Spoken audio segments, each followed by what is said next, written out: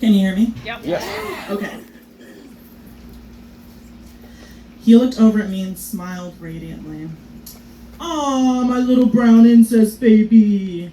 Cooing before bursting into gut-busting laughter. My teeth began to grit and my stomach churned and lit aflame with anger. My innards were boiling and my hands began to clench while his long, pale arms slithered across my shoulders and jostled me while he continued to laugh. He saw the grim set of my lips and furrowed brow and quipped, "What?" It was funny.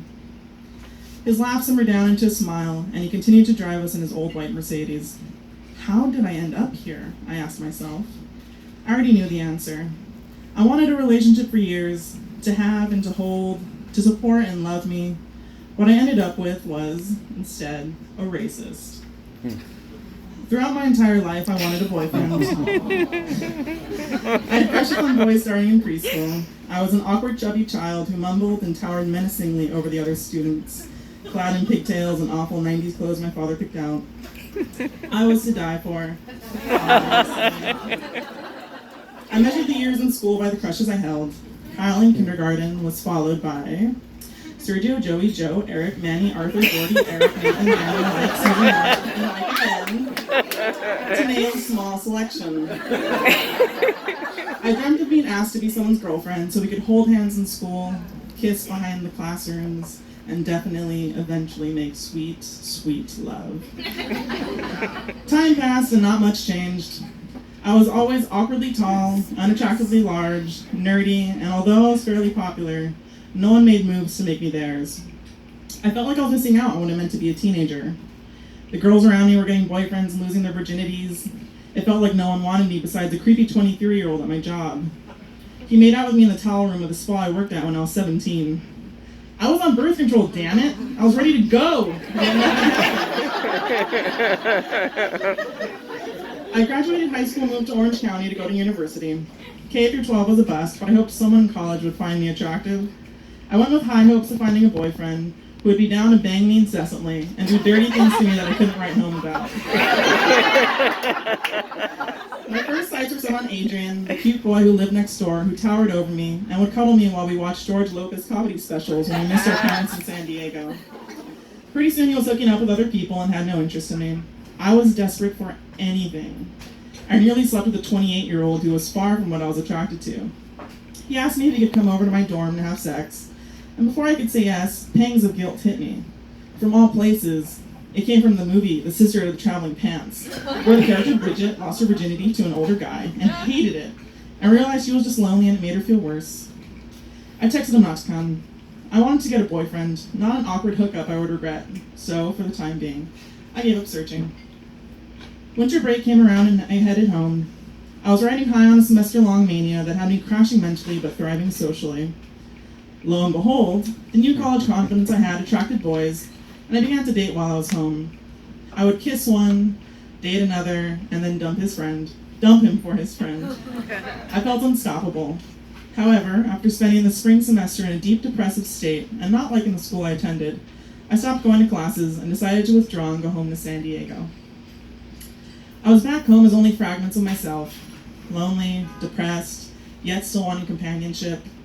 Once while out with a friend, we ran into an old acquaintance of his named Jarrett. Jovial, charming, and redheaded, I was excited to make a new friend. After a rapid and intense friendship began, he decided that it was time to introduce me to his friend who he felt would like me. I was coaxed into meeting his friend at the Stats. I was so desperate that I wore a daring cleavage-bearing dress that threatened to show nipple at any point. I was going to experiment with different methods of getting a boyfriend, but maybe this one would work. I showed up and met Jarrett. He walked me over to the table and sat me across from Martin. I was immediately struck by his hair. It was short and a very platinum blonde. It looked like corn silk, and I was tempted to touch it. His eyes were a piercing green and set behind wire-rimmed glasses that made my stomach knot. His skin was glaringly pale and had a glow. It was radiant, almost like the moon lighting up the sky. He was exotically British. I was fascinated by the contrast of our different physical traits. I was smitten. We began a whirlwind romance. I only knew him for 2 weeks before he asked me to be his girlfriend. After saying yes, we walked hand in hand while I beamed next to his 6'5" slender frame. I finally had a boyfriend. I sweetly called him Ghost Boy. at his request. It wasn't until we dated for nearly 3 months that he finally revealed to me that I wasn't even a subject of awareness to his family. That should have been a warning sign. It would have been the smart thing to do to end it after seeing that red flag. Instead, I torched that sucker and decided to move forward. Once it was publicized that the random brown girl he had brought around was his girlfriend, I was invited to Christmas dinner, which strangely took place at noon. The dinner was dry and bland, but it didn't matter. I was finally meeting his prodigious grandmother. The light of his life, she was adored in all 90 pounds of her shriveled English glory. Making the most pleasant conversation I could, I attempted to delight her with my twinkling humor and charming smile. To no avail. Instead, her eyes were focused on the food she clutched in her sinewy, blue-veined hands. She then asked about my family and where they were from. I had a feeling that saying East Los Angeles wasn't the kind of answer she was really looking for. So I said how my mother's family is from Guadalajara.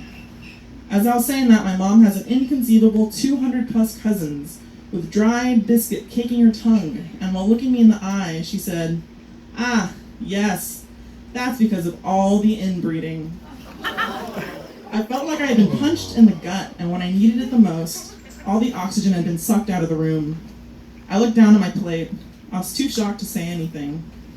Images danced in my head of diving over the table and shaking her small frame while yelling. She was from England, and I'm pretty sure that's where inbreeding began.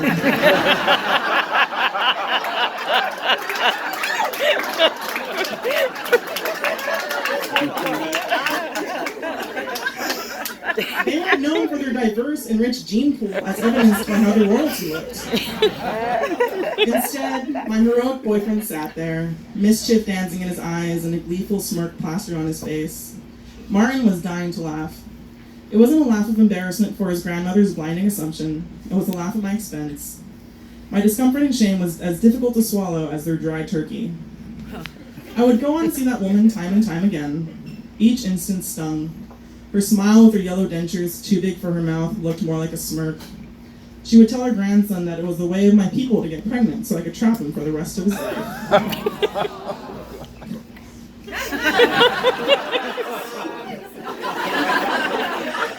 She may have been a doting and loving grandmother, but she made it clear that my heritage and the color of my skin would always be a detriment to her prized grandson. But I wasn't dating her. I was dating Martin. Echoing instances of racism were dropped here and there from him. Small biting remarks sprinkled on being brown.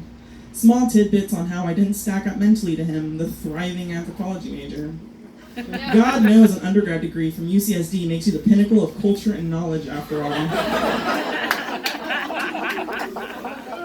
Tiny stabs here and there to keep me in my place.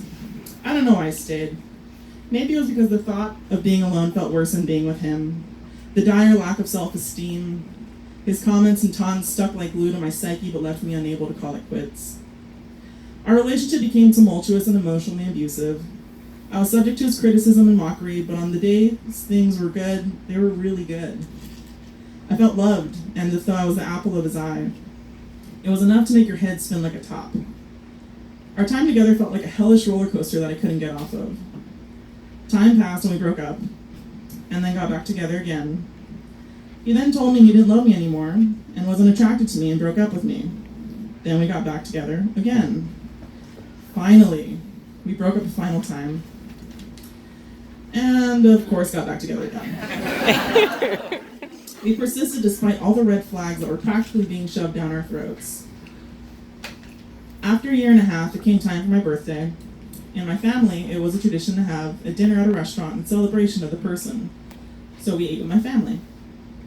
After dinner, it was time to leave and go hang out with his friends. I no longer saw my friends anymore, and I came to vehemently dislike Jarrett and his crowd for their crude comments and antics. That night we went to In-N-Out, where strangely no one bought food, yet we loitered. Sitting at a table surrounded by his peers, they stewed about the loud patrons around us. Jarrett growled that the noisy and cheerful Filipino teenagers next to us were disgusting. Without skipping a beat, my beloved ghost boy exclaimed, "But are they more worthless than Mexicans?" The familiar stinging of being punched in the gut overtook me. His wide open laugh shook my core with each staccato ha, ha, ha. My face bloomed crimson and was flushed with heat. I looked down into my lap in disbelief while he rattled in his chair with wretched laughter. His friends all mischievously looked at my reaction, hoping to see a fight. The room began to feel claustrophobic and I needed to get out. "Please take me home," I muttered to him. Everyone was on the verge of laughter while following us with their eyes as we left in and out. Once his car door closed, I nearly bellowed. "Worthless? Really? What the fuck?" Martin jerkily shifted the car into gear and sped to take me home while deflecting my questions. Yet, I was also being gaslit like a Christmas tree that had been doused in gasoline. I was furious. "I didn't know being Mexican was so important to you," he said. "Get over it. You don't understand humor that transcends race, Victoria," he retorted, as he raced around corners and sped through yellow lights. I was incredulous that he was shifting the blame onto me, as though I asked to be seen as worthless to him. I choked back tears. I felt utterly devoid of worth. If I was worthless, then why would he want me? If he doesn't want me, who else ever would? I felt confused. Yet I nearly shattered his car window as I slammed the door and raced into my house blind with rage. He would go on to call me his brown incest baby on multiple instances, and even continued to justify his comment on my birthday. What I don't think Ghost Boy understood was that as a Mexican-American woman, I can't transcend something that I innately am. I cannot transcend my brown hair and eyes, my year-round glowing tan, my rich heritage and culture, and to be quite frank, I would never want to. We continued to date for a while after that. We continued to break up and come back together. I was convinced no one else would want me. I thought only he would put up with me. It finally ended the day after he refused to dance with me at a quinceañera. He stood in the corner, angry to be there, and exclaimed how it was such a waste to spend money on a party like that, how foolish people were for dancing, how none of it meant anything. It was then in my life that I realized I couldn't be with someone who didn't value life like I did, who couldn't celebrate what it meant to be alive. So, I ended our relationship. I was done. This inbred, worthless, tall, awkward, fat Mexican would be just fine on her own. I left and I never went back.